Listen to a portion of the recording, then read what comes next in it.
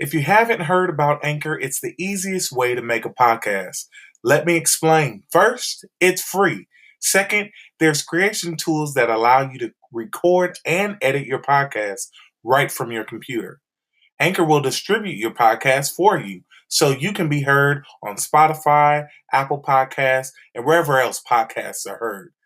You can make money from your podcast with no minimum listenership. It's everything you need to make a podcast, all in one place. So download the free Anchor app or go to anchor.fm to get started. Yo, this is Jeremy Gibson, your host of the Indie Takeover, and I'm sharing with you a lost episode of Season 1, and this is very raw, uncut, transparent. Here we go. Stories, the hustle, the grind, the push, the pain, the time. Love, the sweat, the tears goes beyond the lights, the stage, the fame, and the message stays the same. You're listening to the Indie Takeover. Welcome to the Indie Takeover. This is your host, Jeremy Gibson, coming from the Bay Area, and I am joined by some dynamic individuals in the music industry today, and before I say anything, I'm going to let them introduce themselves. And if you don't know who they are, again, you have to be from another planet or just literally just born and waking up. But yeah, I have some of... Stay woke. Exactly. I'm joined by some of the most dynamic voices in music today. So I'm going to let them go ahead and start and introduce themselves. Yes. Hi, my name is Jazmine Crumley. I am the founder and owner of the Outlet for Vocal Expression. I am a vocal coach. I've been coaching for a few years now, but even longer than I've been vocal coaching, I've been a background singer. So I've had the opportunity to travel and record with a whole bunch of different artists in a bunch of different genres and all that good stuff. So thanks for having me.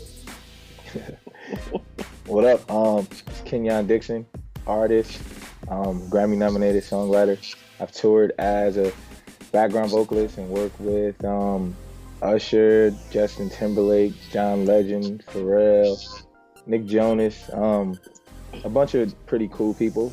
But, you know, I'm here right now, and let's have a conversation. Hi, my name is Lesley Neeley. I'm from the Baltimore, Maryland area, and I am the owner of I Breathe Melody, which is a professional development company for creatives. I am a professional background vocalist for several major gospel artists, and I travel nationally and tour internationally. Awesome.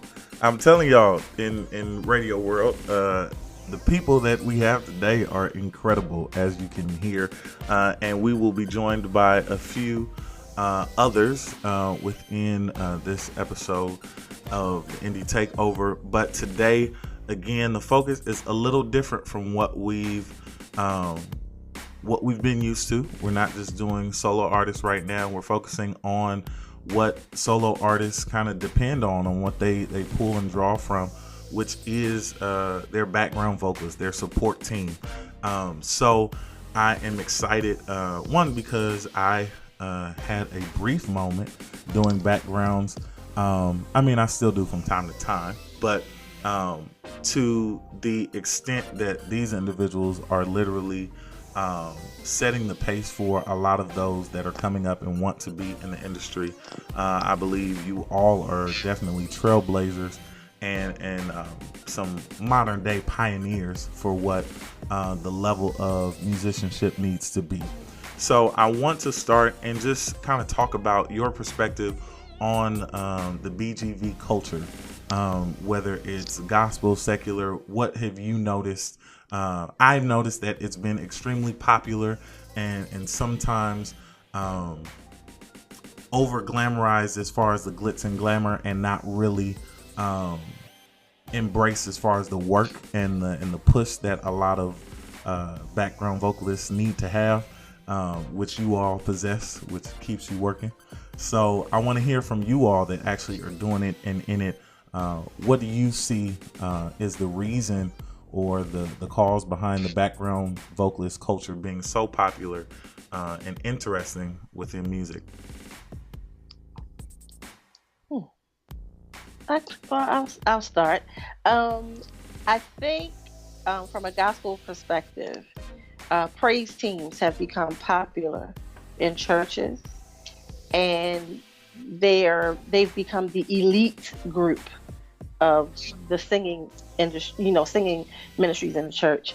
And a lot of people can sing. I was once told that everybody can sing, everybody has a song. Well, they do in their own melodies, I'm sure. But I think it's become popular because everybody can sing, and I think people think it's easy to do. I think they feel like it's easy to get up behind an artist because you like their music and you know their music, that you can sing their music.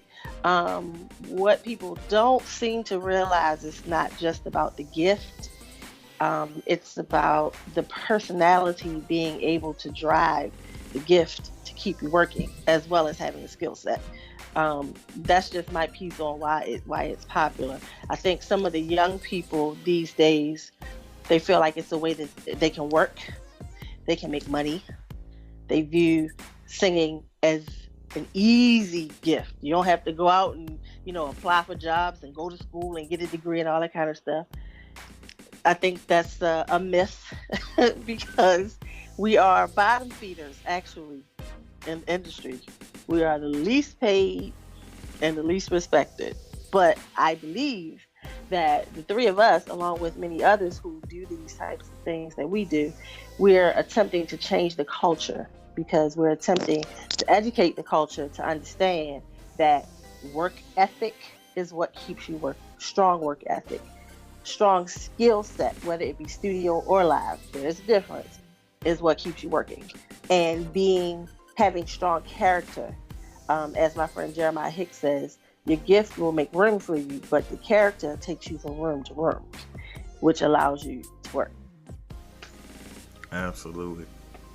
And in my opinion, specifically pertaining to like the exponential growth of background singing, I think it's social media plays a huge part in that. We're like in the prime, like that's our culture right now.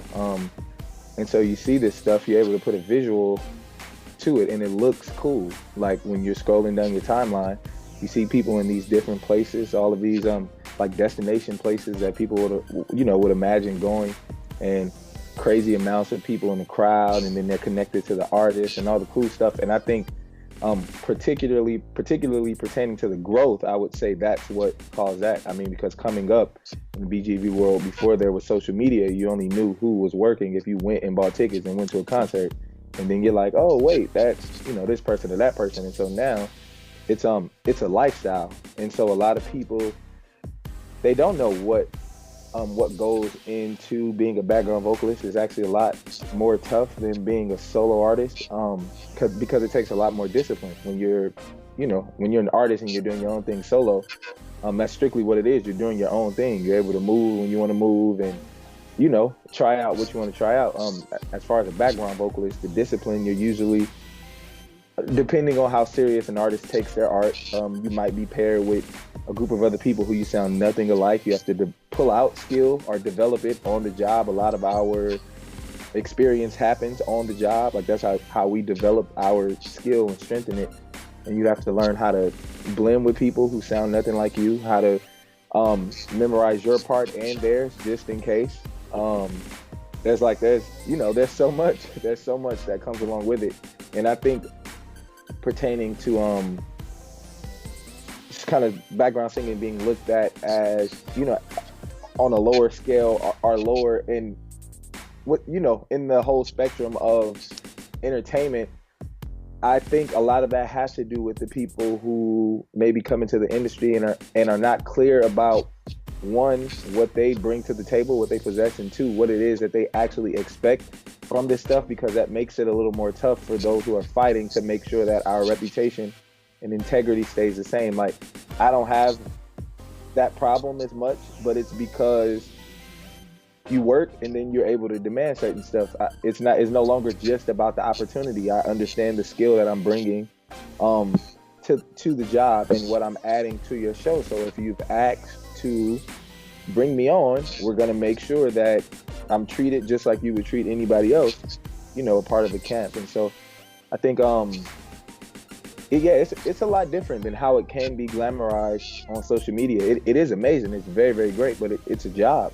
It's an actual job like anybody else would be working. So that's kind of my take on that.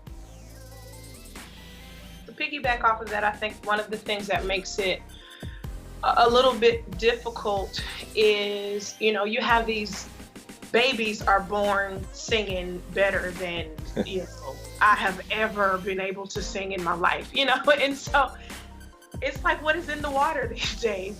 Kids are just amazing. And a lot of them, it's almost like they're born with this, they're born with part of the skill set, but they haven't been given the opportunities.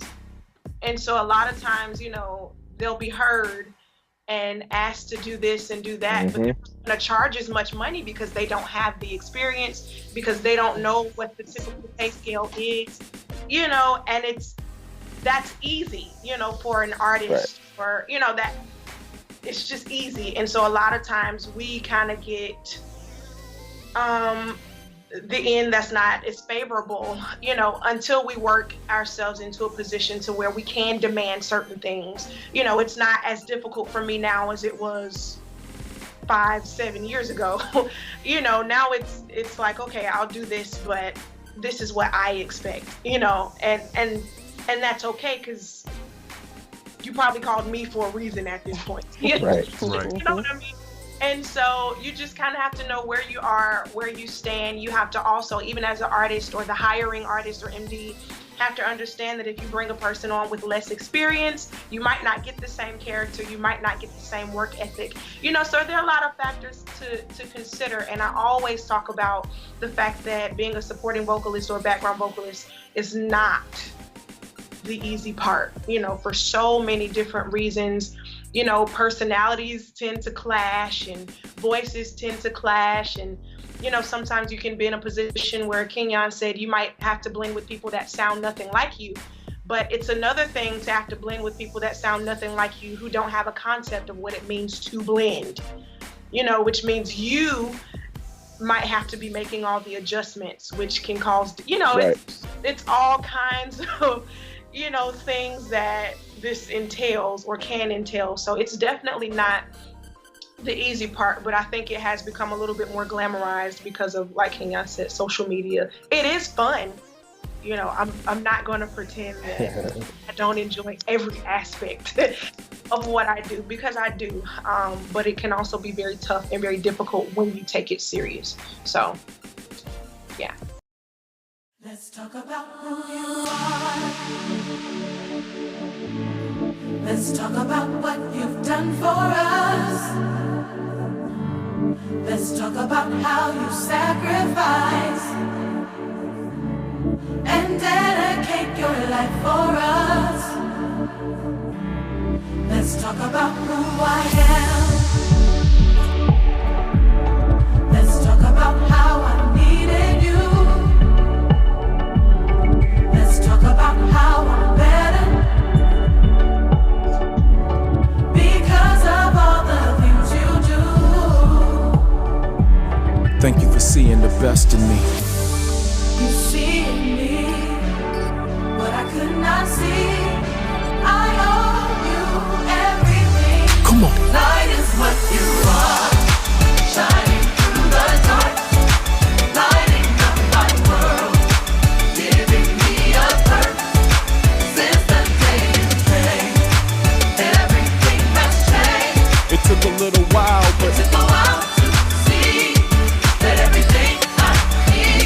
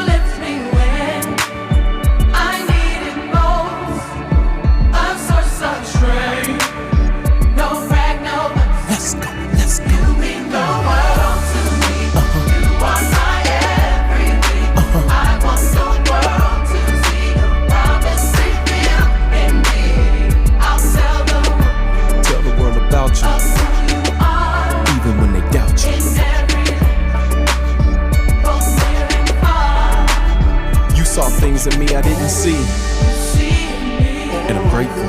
What I could not see, I owe you everything. Come on. Light is what you are, shining through the dark, lighting up my world, giving me a purpose. Since the day you came, Since the day you came, everything has changed. everything has changed. It may have taken a while, but now I Go realize. out to see that you were good for me. Come on. Light is what you are, shining through the dark, You light up my world. lighting up my world, Yeah. giving me a purpose. Since the day you came, Since the day you everything has changed. everything has changed. It may have taken a while, but now I see it. Wild to see everything I need. Yeah.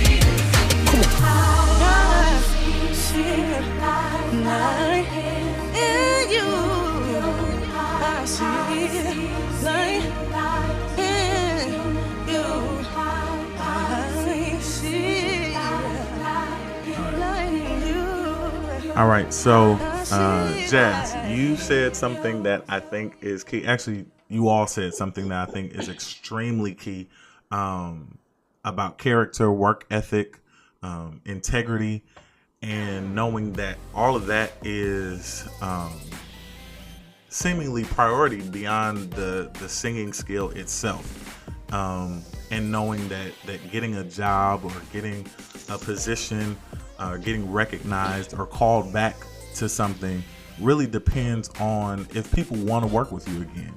But I want to kind of flip it and ask, what is, and before I ask this, I'm going to direct this to our other guest who just got on, the one and only Isa, all the way from Chi-Town, I believe. Correct me if I'm wrong. I don't think I'm wrong, but Chi-Town. I want you to introduce yourself. You there? Well, my name is. Yeah, I'm here. Can you hear me? Yeah. Is this still a bad connection? It's weak. It's weak. Okay. I apologize. I'm having some technical difficulties. But my name is Isa. And I am a creative, professional singer, songwriter, entrepreneur, building business, encouraging others. You know, that's what I do. Through song, through education, through training. That's just who I am. So I want to ask you, because you just got off of tour with a major artist, and I'll let you talk about that. But I want to ask you this question. We talked about integrity. We talked about being focused and being committed to whatever our assignment is as background vocalists. But what happens if you're on a job where the person you're working for doesn't possess that?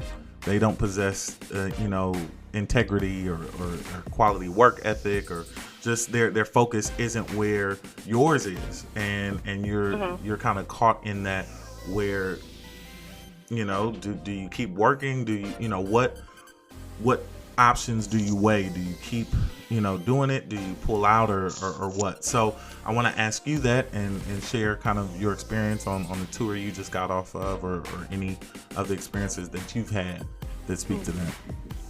That's very interesting. So I think that in first of all, thank you so much for having me on. Sorry about the technical difficulties. But I'm very excited to be joining you guys. Such an amazing group of people to be sharing this time with. As far as your that idea of integrity and, maintaining who you are,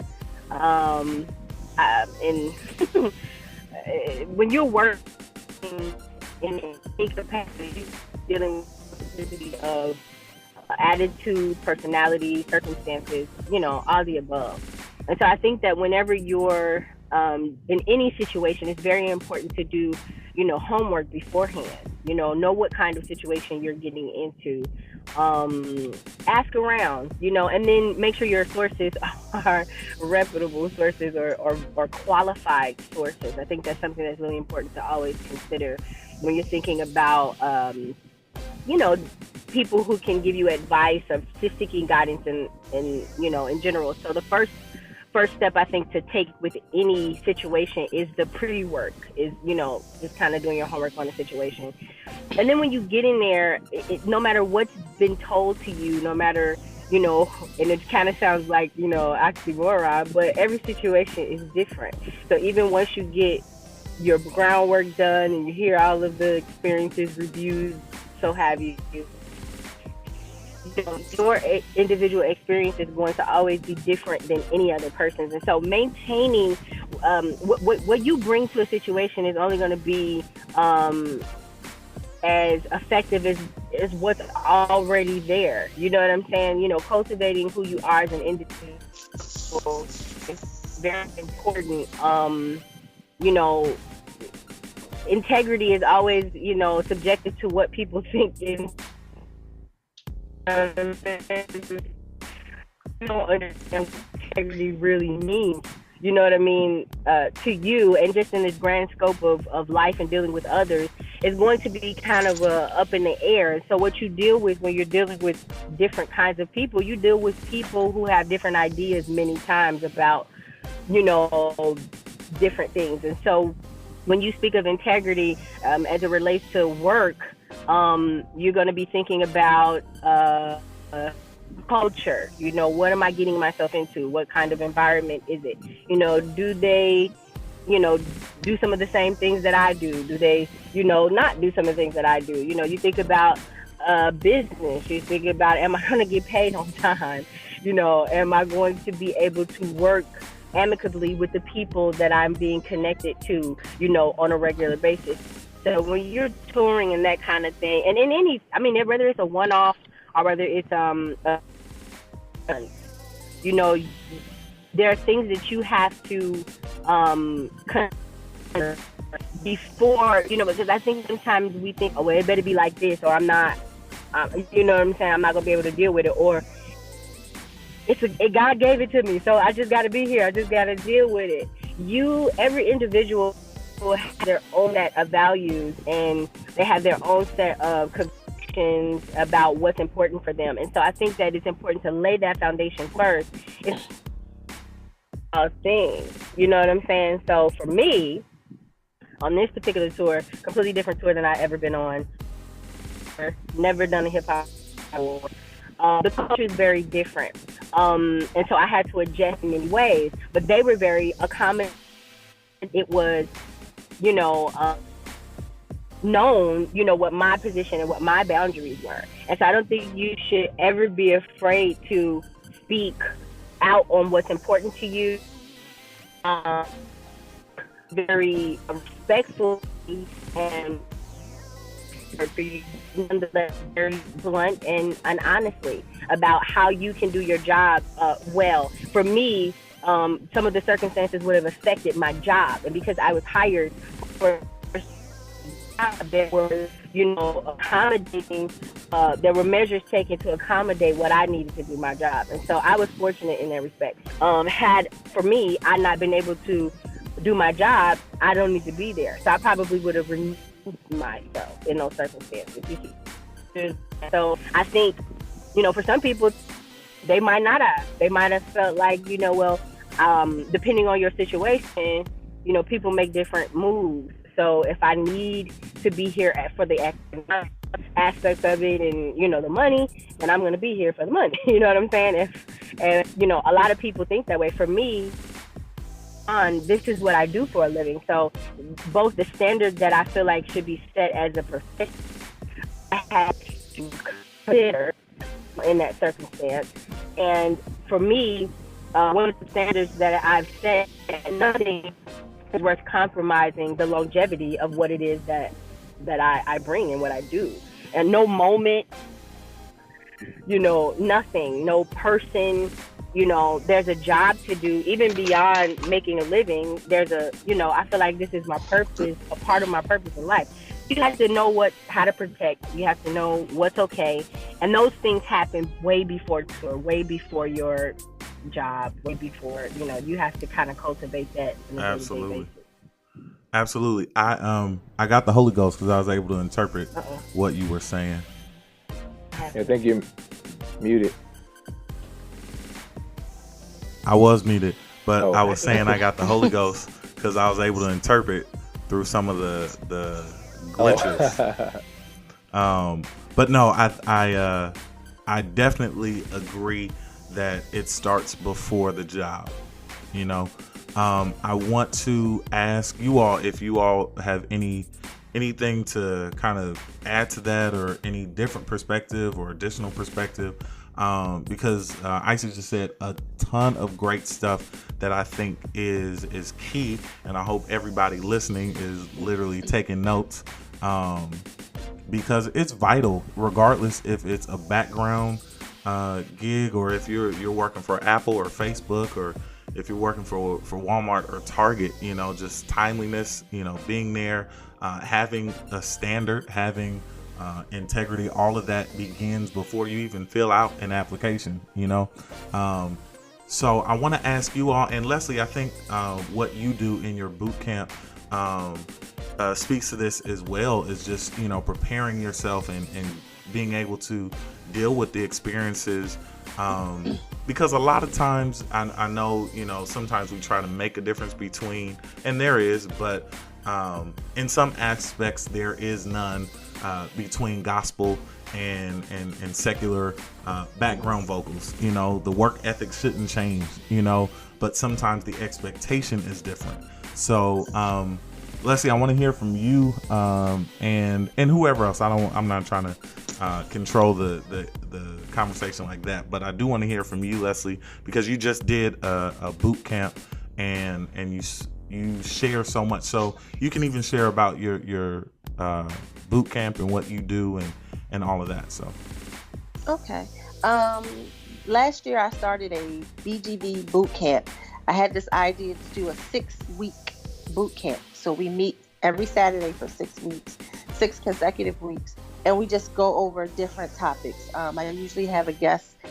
I had guest clinicians, usually an established artist, someone who has migrated between the BGV world and artistry world, someone who manages their family, somebody that has balance in their life, just to give their experiences.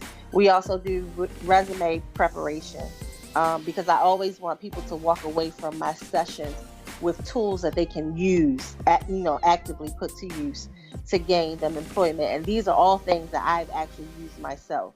So I've tried and tested all of these things that I provide to people. But we do that for 6 weeks. This year I decided to brand it in a different way, to call it the Creatives Boot Camp Vocalist Edition, because not only am I a singer, but I have like 16 years of choir directing and production under my belt. And so I have a choir edition that's going to happen soon. I know a lot of musicians in the city and some abroad, so I'm going to do a musicians edition. So it's like all these different things come up that fall under creatives, but basically it's just a 6-week development time to go over different things pertaining to the discipline. But the one thing that I stress and that I live by and that I had to learn, because I am a student of everything that I teach, temperance is a big piece of the character development. And when I call names because I'm allowed to call names. I've been given permission to call names, so let me preface it by saying that. Singing with Jonathan Nelson for the last 15 years of his entire time as an artist, I sang with a group of people that I really necessarily was not too friendly with them all the time. And I thought it was just normal being normal, but it wasn't. It was Lesley having to navigate her social skills being around people.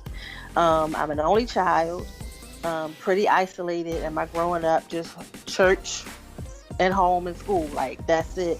So being around other creatives who are A-type personalities and I'm B-type personalities, you have to know yourself in order to be in this world, so that you are friendly, you are open, that you make impact, and that you make a difference in these settings. So temperance to me is what I live by. And that means that I will never do or say anything that adversely affects someone else. So I think before I speak, I think before I act.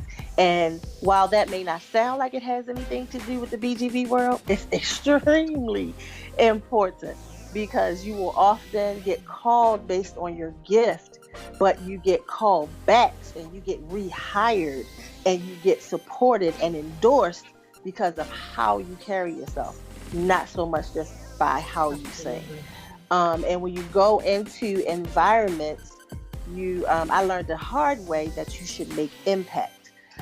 I did a very large recording from my career, which garnered me Grammy recognition. But the process of that was nothing like I had ever experienced before, and I completely shut down. Jonathan had to coach me every day on the phone, like, sis, get it together. I know how you are. You need to tighten that up.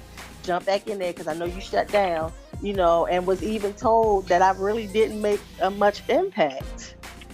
But yet I was told my tracks was clean. So I did the vocal part perfectly, but the social part of it kind of cut me off from some things. I openly admit that. I have no problem with admitting that. But all things work together. So that wasn't the place I needed to be. But that caused me to learn how to temper who I am, and to not, because you guys probably have strong personalities like I do. So I don't diminish myself when I walk into a setting. I just learn how to become a part of the setting, still maintaining my standard and who I am, but being friendly. And if you follow me, I do being, hashtag capital B, capital EING, being all the time. You just have to, be open and be present and enjoy the moment and enjoy other people and accept other people. So when you deal with artists or employers, let me just put it that way, who may have a different set of values that you have, remember what you're hired to do that, but be open and just temper yourself so that you leave a positive impact and you walk away completing the job, knowing that you've done it in an integrous way. I think that's what I was supposed to say. Yeah, I love just listening to you all, because the perspective is so rich and it's hands-on versus somebody else who's just viewing, or just from the outside looking in. But you spoke to something that I find interesting is personality types. And a lot of times I've in artist management, or people that come to me about my perspective on building their brand or getting into the industry, a lot of them have no idea either about the industry or about building relationships, and are really shy, or really, kind of introverted, and don't really have what most people would say a performer's personality is. And so for you all, is that something that you all have had to learn or develop, as far as being able to navigate your own personal experience through the industry, where you've had to self-educate or kind of adjust your personality or your relationship tendencies? What has been your experience in that? Start with you. Yeah. I was a lot like Lesley. Pretty much the same back. I'm the only child. Grew up in church, just very similar experience in that regard. And, I've always considered myself, a nice person, but I've also typically been in situations where I didn't realize it, but I had been in control of most of the things that I had done. I had always been given a position of leadership. it was just what it was. And so it was kind of like culture shock, when you're put in these situations where, you're with personalities and around people that you're just not used to dealing with. And sometimes people can be mean, so you have to figure out how to really make adjustment. You have to figure out how you're going to deal with this without, like Lesley said, allowing who you are and your personality and your character or your spirit to be diminished. And sometimes it can be really difficult because one of the things that I love is relationships, just how people interact and work together. That's just like my thing. I'm really observant when it comes to people's interactions. And so one of the things that I love learning, even about myself, is how to interact with different types of people. And one of the things that being especially a traveling BGV has taught me is that a lot of times, especially when you're a type A personality, you have to take down. You have to be willing to say, that probably was not the best response at that moment. Or you have to be willing to say, yeah, you could handle it if someone speaks to you this way, but they can't. And that doesn't make them a bad person. That doesn't make them overly sensitive. You're just different, And so who needs to do the adjusting in this moment? Me, And so it's really difficult when you're used to being a certain way all of your life, but you realize at that moment, man, I might have hurt someone's feelings. Or like me, I have to really work on my facial expressions. So I would be in rehearsal and, something would be off or sound crazy and my face would tell the story even if I didn't say anything, and it's things like that make people uncomfortable, and so you have to be willing to own up to that and be willing to be the one that makes those changes. And just I've had quite a few learning experiences, but I feel like it's made me just such a better person.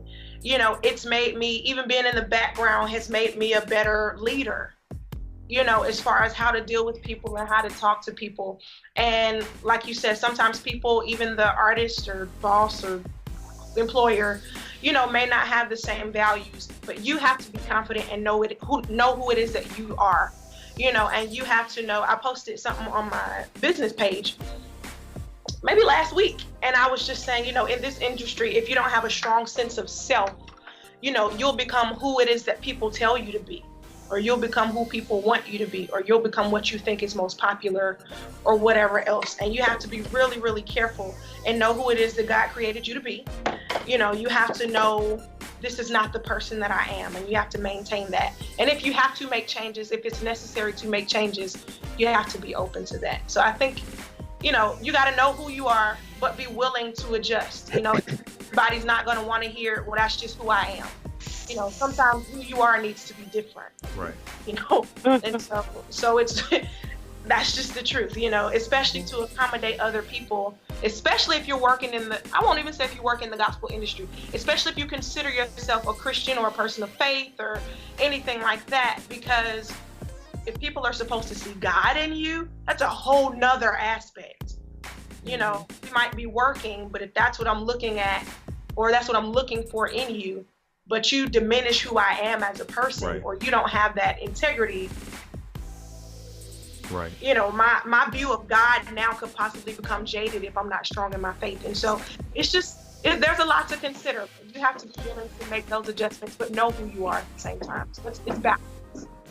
Absolutely. Kenyon, what would you say to You're muted.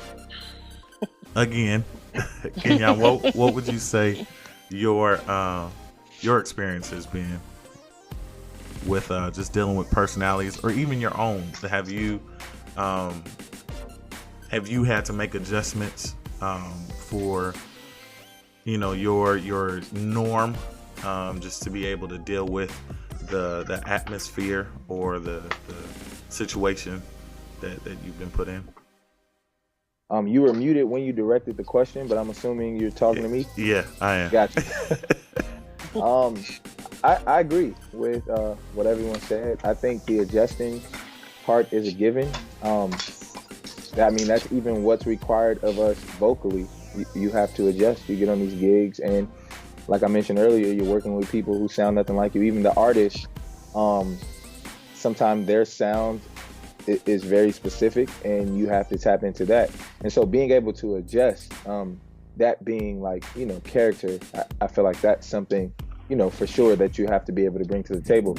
I think a lot of this, even outside of our profession and industry, has a lot to do with your disposition as far as how you attack and approach things in life, period.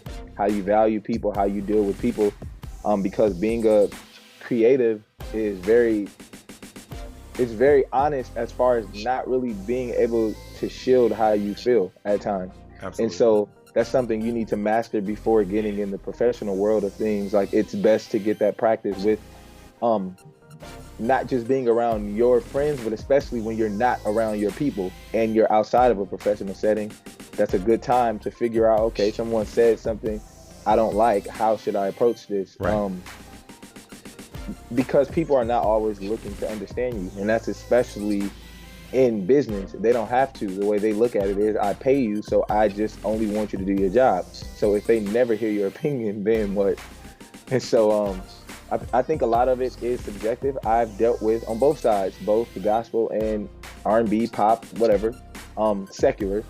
I've dealt with the bosses who I can't necessarily identify with some of their choices or who they are.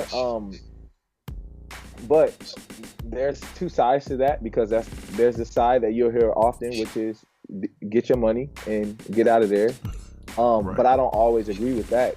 And I think that has a lot to do with when you've worked and gotten to a certain place in your career, that changes, because now what's most important for me is working with someone that I like, because you're taking me away from my people and my comfort zone, and I have to spend the majority of my time around you. So if I don't like it, I'm not going to be there. Right. And so I think, however, you also have to learn how to balance that, because there's stuff that you don't like or can't identify with that doesn't necessarily make someone else wrong. So you have to have an honest metric yourself of what is okay and what isn't, what kind of comes along with business, what to tolerate, what not to tolerate. So, but the crazy thing about all of this is it's all subjective depending on someone's goal. Like, as much as I've said, if someone comes in and their only goal is to be connected to celebrity, everything I just said is void.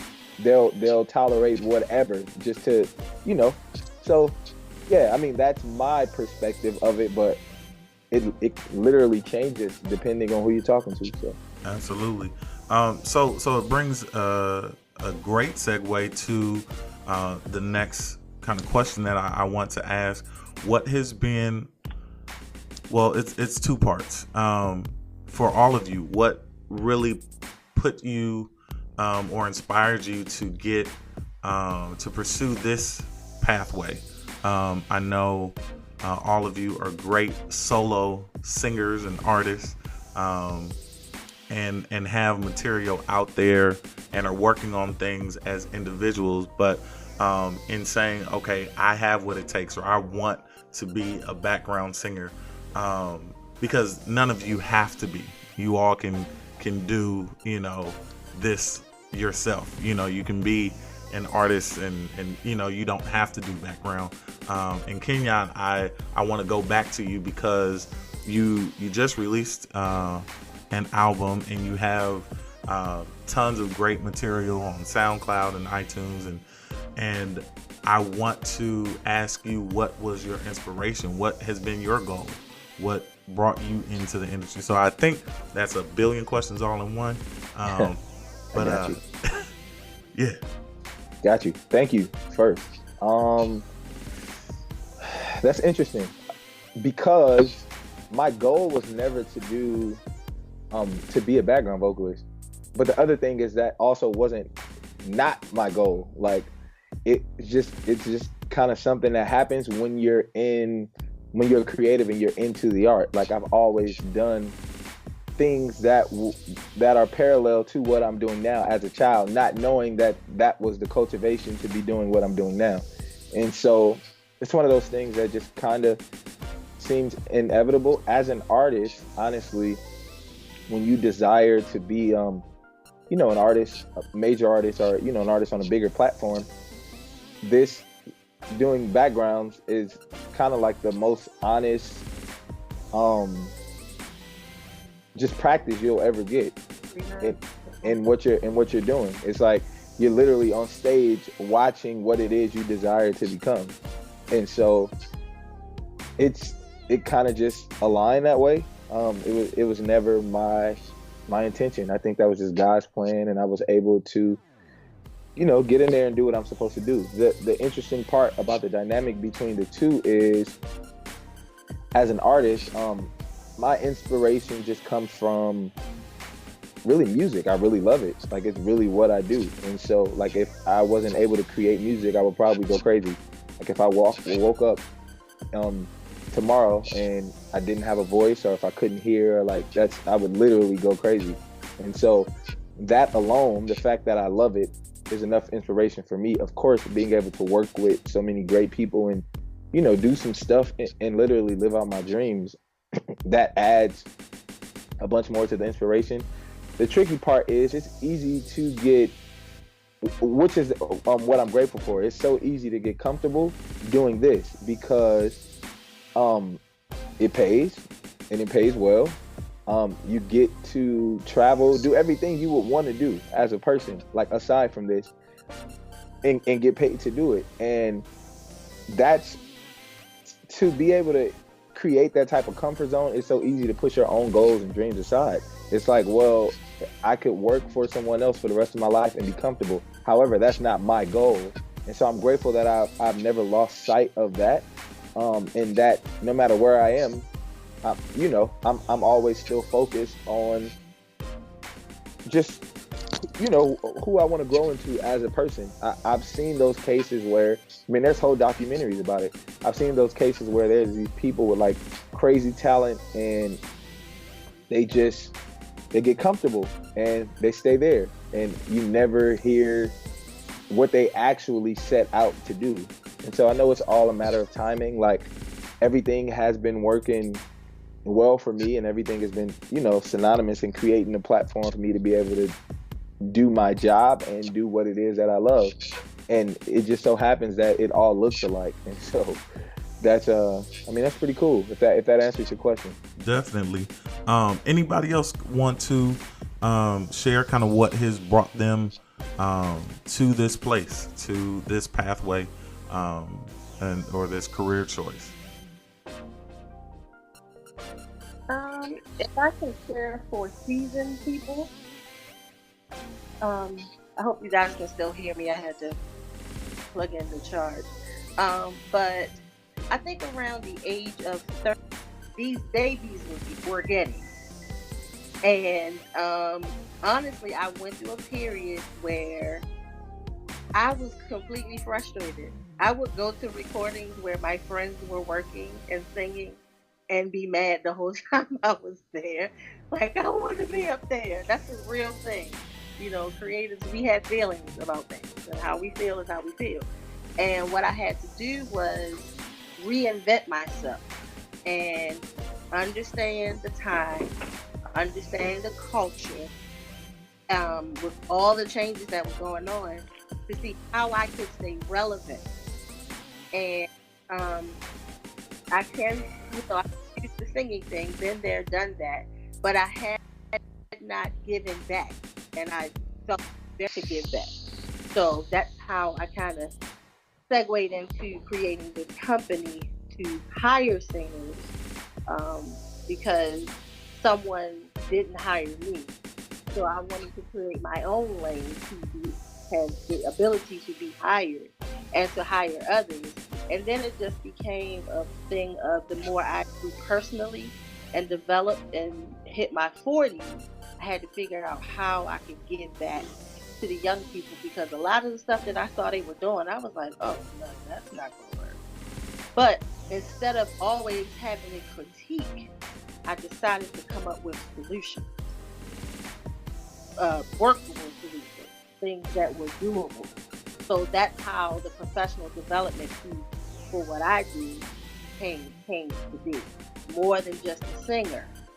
I can sing, but I can help other young people, give guidance, be a mentor, and also be a source of encouragement to my fellow veterans who may feel left out of the loop, but encourage them that they are still viable and that they should stay connected to what's going on.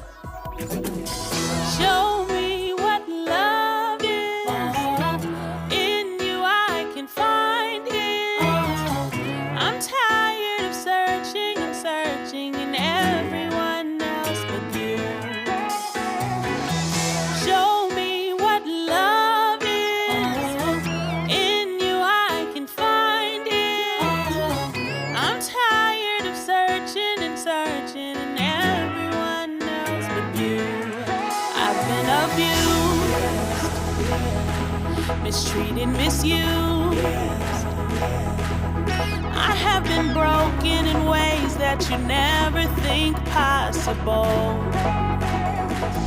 But I heard of this love, a love that could heal my heart, one that is always surrounding within me, won't ever depart. So show me this love, show me what love is. In you I can find it. I'm tired of searching and searching in everyone else but you. Show me what love is. In you I can find it. I'm tired of searching and searching in everyone else but you. Feeling rejected, forsaken, neglected by those who I thought really loved me, but used me and left me alone. Exhausted from searching, I've decided to look to you, to fill every longing within me, complete me, and make me brand new. Displaying your love when you died for me, crucified for all humanity. No greater gift than the one you gave, living to die, dying to save. Love is consuming. It draws me closer to you, Jesus, and it's never failed me. It goes on and on, it goes on and on. Oh, your love is consuming, it's consuming. I try it for myself and I know it stretches out through eternity.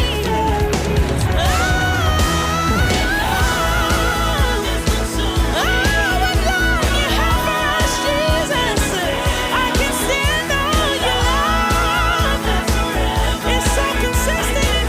It's so consistent. Your love you showed us, Jesus. When you died on the cross for our sins, God. And it goes on forever. It goes on forever. What was love you have for us?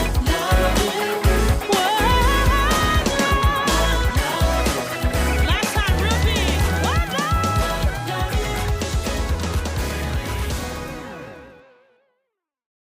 So, with where we are in this industry and finding kind of the motivation to keep us going, I know Kenyon, you said that music is pretty much a vital part of who you are, what you do day to day, and the reason why you keep going. Without music, you probably, like you said, you would go crazy. So, what has been your inspiration to keep going, and even before that, what was your inspiration to get started, or who did you draw from or pull from to do what you do now?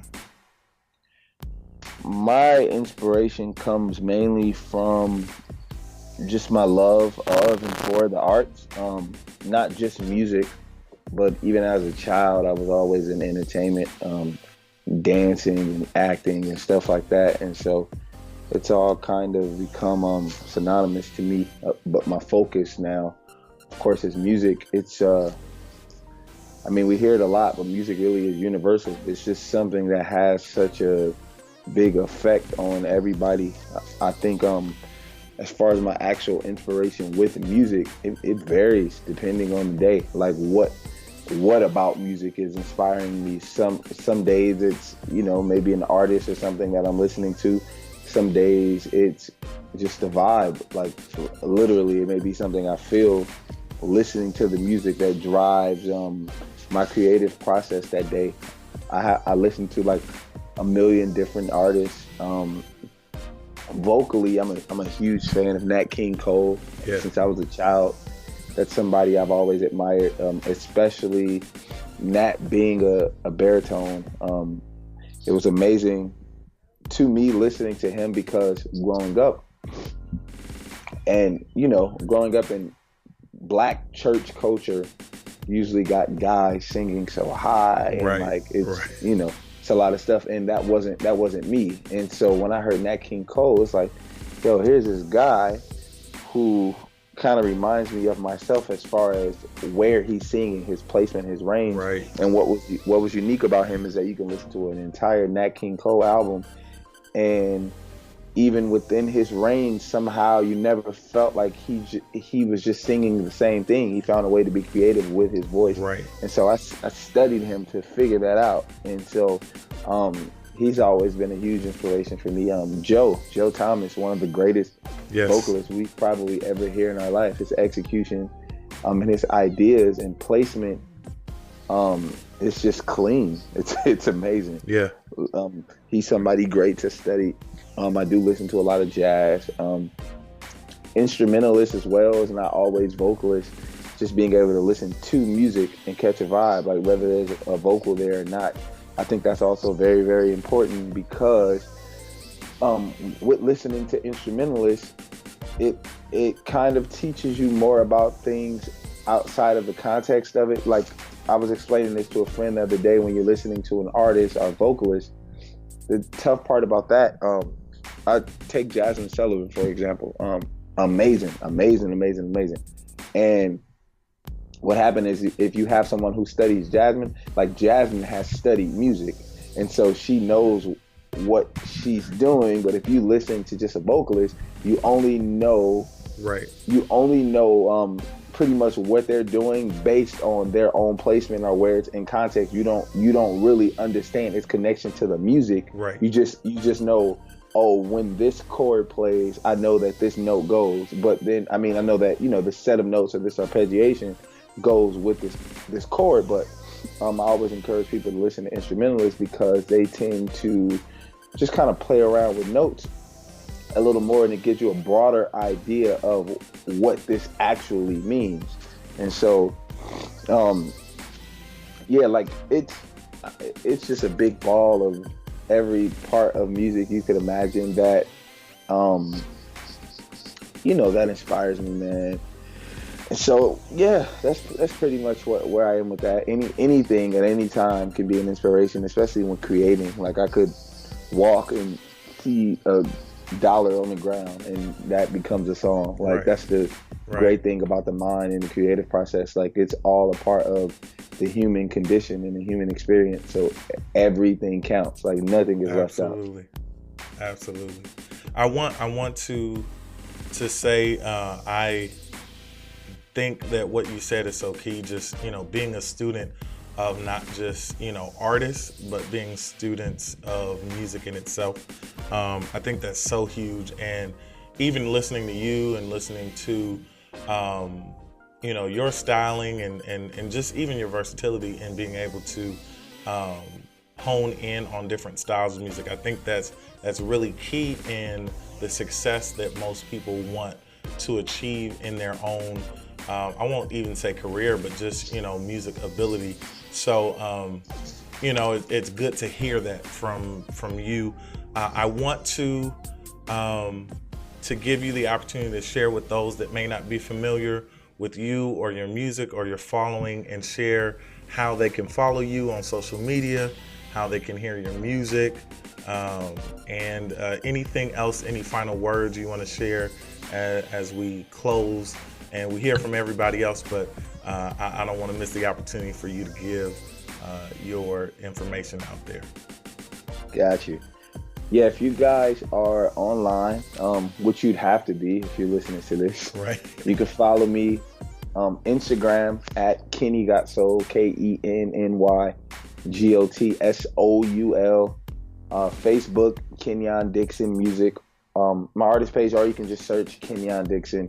Same thing with Twitter, twitter.com/Kenny Got Soul, KenyonDixon.com, Spotify, Apple Music, iTunes, whatever. My music is all there, man. I've created a crazy body of work. Now that I look back at it, I can't even believe I've created this much music.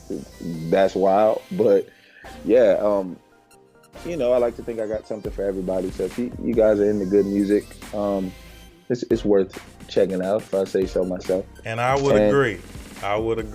Thank you. Thank you. Absolutely. And if I could offer any advice at all for someone looking to get into this field, particularly the background singing field, or just being creative, expanding your creative platform, period. Like I tell anybody anytime they ask me how do I get into it, I always say it's a good idea to start building your presence. Like a lot of people, believe it or not, as simple as you would think it is, a lot of people there's no presence online. There's no platform to find any of their stuff. And then you say, oh, I want to get into this, or I want to get into that. And then nobody has any idea that that's even what you do, right, unless you tell them.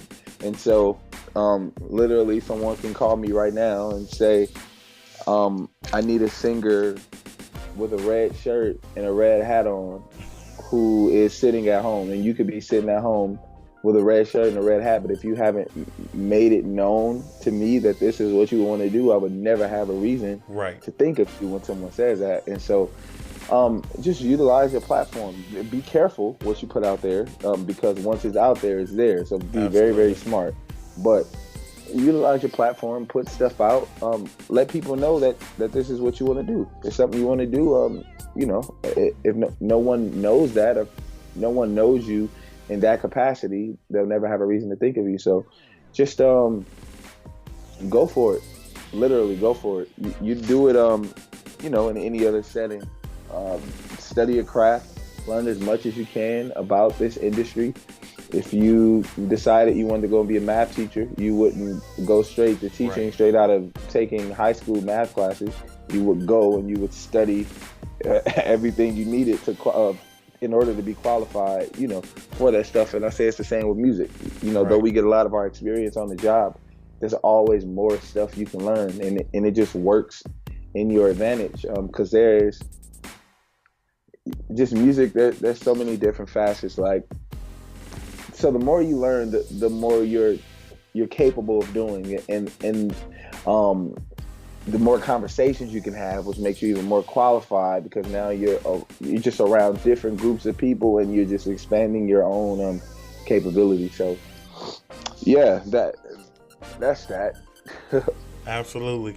Well, thank you, Kenyon, for sharing everything. Again, it's been an honor. We're going to hear from... Thank you so much for listening to this lost episode of the Indie Takeover. As you can hear, this episode had a lot of technical glitches and whatnot, but hopefully you were able to listen beyond that and hear some of the great information and knowledge and experiences shared by some of the greatest voices in the industry today.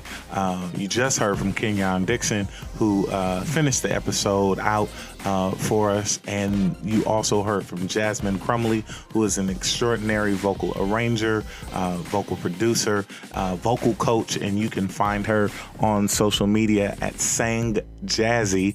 That's SANGJAZZY, and you can also find her business at the Outlet for Vocal Expression. That's at the Outlet, the number 4 VE Vocal Expression on social media. And Lesley Neeley, oh my God, she's incredible. And her social media handle is Being Lesley. That's BEINGLESLEY. And lastly, we had the amazing Isa, all the way from Chicago, who joined us.